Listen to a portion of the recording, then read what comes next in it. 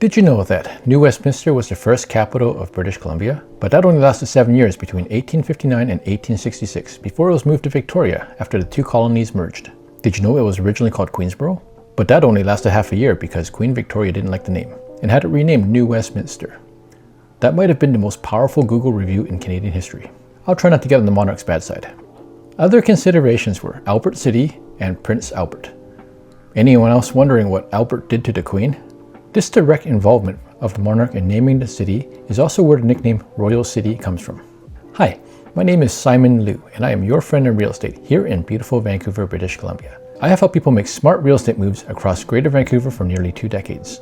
If you're thinking about making a move, my team and I would love to help. I invite you to send a message with the information below. Let us help you find your happy home. What if I told you there's a city within Metro Vancouver where you can easily go for a walk along the river, hop on the SkyTrain to get downtown, grab a meal at one of the trendy restaurants around town, and buy a home without breaking the bank? Welcome to New Westminster, or as the locals call it, New West.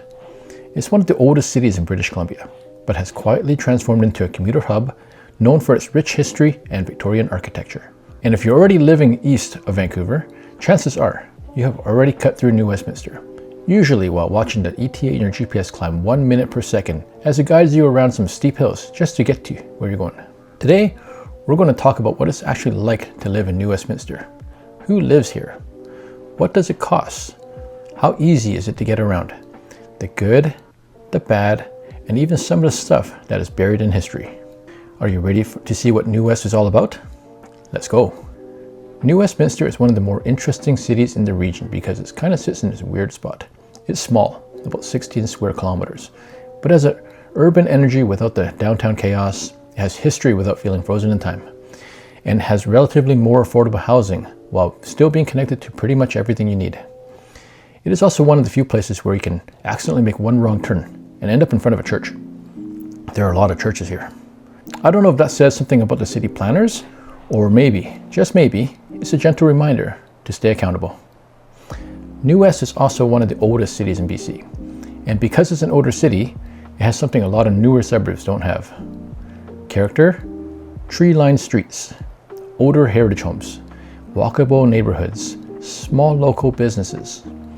New Westminster is located about 20 kilometers southeast of downtown Vancouver. It borders Burnaby to the north and west, Coquitlam to the northeast, and along the Fraser River to the south. There is also a distinct detached portion on the eastern tip of Lulu Island and bordering Richmond to the west called Queensborough. The location of New Westminster was chosen for its strategic military advantages with a backdrop up a hill from the riverbanks. Sounds like a great place to be if the zombie apocalypse were ever to be upon us. And let's be honest, some of those hills are sure to take some zombies out. Some of the amazing neighborhoods out here are the historic Queen's Park neighborhood, where you will find many of the city's heritage designated Victorian homes. The transit-oriented hubs around downtown, which is close to the boardwalk at the quay. The senior-friendly community in Uptown, where everything is walking distance and the area is relatively flat. People who live in New West rave about its central location, with easy access to Burnaby, Vancouver, Richmond, and the Fraser Valley. Scenic and vibrant waterfront with a fantastic boardwalk along the Fraser River. The historic charm and character stemming from being the oldest city in BC. What do you think so far? Still not really sure? Stay tuned as I try to change your mind. Before we continue, how many of you have driven into Sapperton and have seen the signs that refer to the area as the Brewery District? Well, the name pays tribute to the 125-year operations of Labatt's Brewery that sat on 9 acres of land on the corner of Burnett and Columbia. The brewery closed in 2005 after selling to the developer West Group, who designed and built the master plan community that currently occupies the land today. Transportation is one of New Westminster's biggest strengths. You can get downtown to Vancouver in about 30 to 40 minutes depending on traffic, or whether the SkyTrain decides to have a technical difficulty. Multiple SkyTrain stations make commuting easy, but the steep hills leading to the stations make the trek home almost always feel like a climb up Mount Kilimanjaro, except when you get to the top, you don't get the same view. Instead, you find a church and possibly another hill. But driving? Let's just say the roads feel like they were designed by the creators of the classic game Lemmings. During rush hour, it sometimes feels like no matter which street you take, you just end up trailing that same Tesla.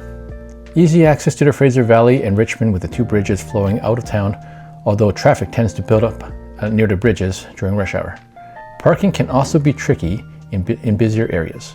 There is also the Q2Q ferry that picks up passengers from the Komagata Maru docks at the quay and carries them to the Queensboro landing, providing a low-cost and quick 5-minute link across the Fraser River.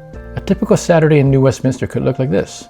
Breakfast at Angelina's Dutch Corner, located in New Westminster's Quay, where they serve up Dutch-inspired food, freshly squeezed orange juice, and a generous portion made from local fresh ingredients.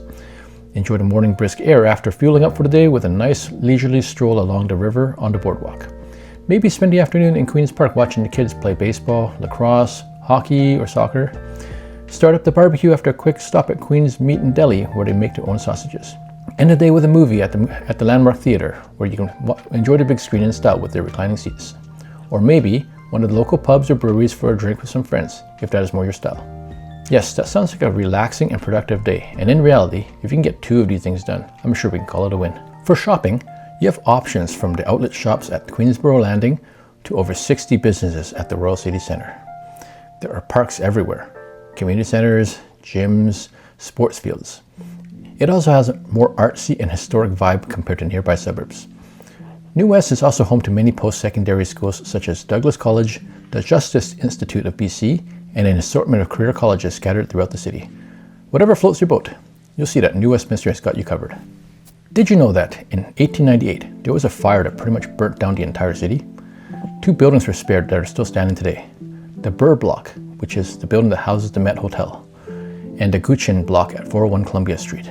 Both buildings had a bar or a saloon at the time of the fire.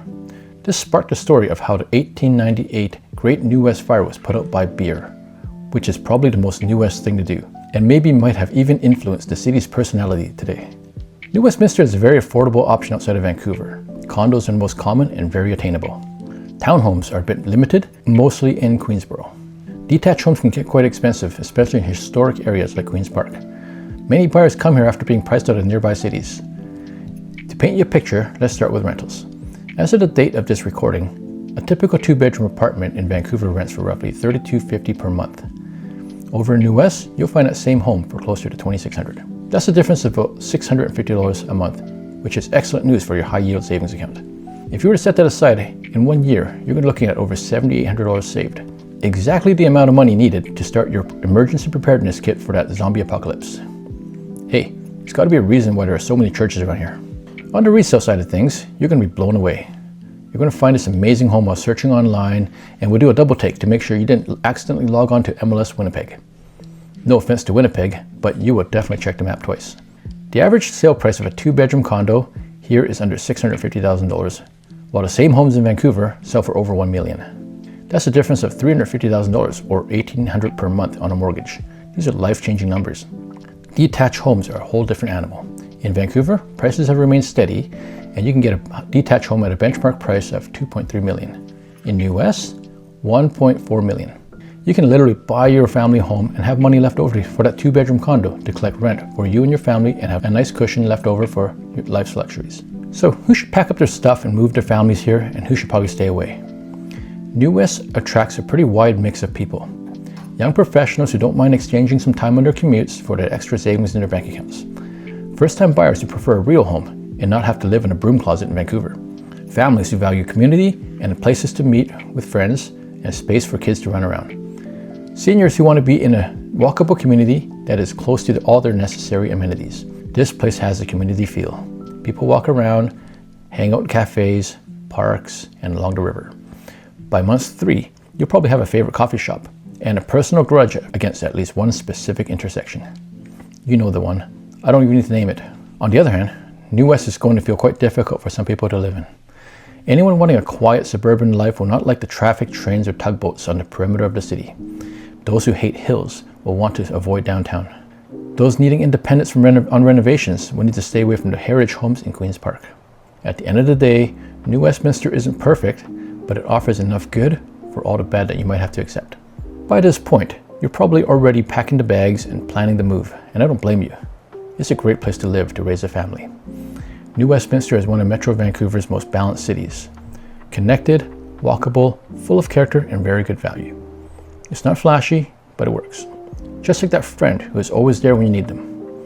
And for a lot of people, that's really all they're looking for. If you're thinking about moving out of Vancouver and you're trying to figure out if New Westminster is the right fit for you, I would love to have a chat with you to help you sort it out. I invite you to send an email to info@happyhomesvancouver.com or a text message to 778-688-6838. And let's get you settled into your happy home. If you found this video helpful and want to see more of it, I would appreciate it if you subscribe to the channel or share with a friend so that you can help us help more people. In the meantime, check out our 3-part Tri-City series right here on this channel. We'll have a link for you in the show notes. Again, my name is Simon Liu, here to serve you, here in beautiful Vancouver, British Columbia. Thank you for watching, and I'll see you next time.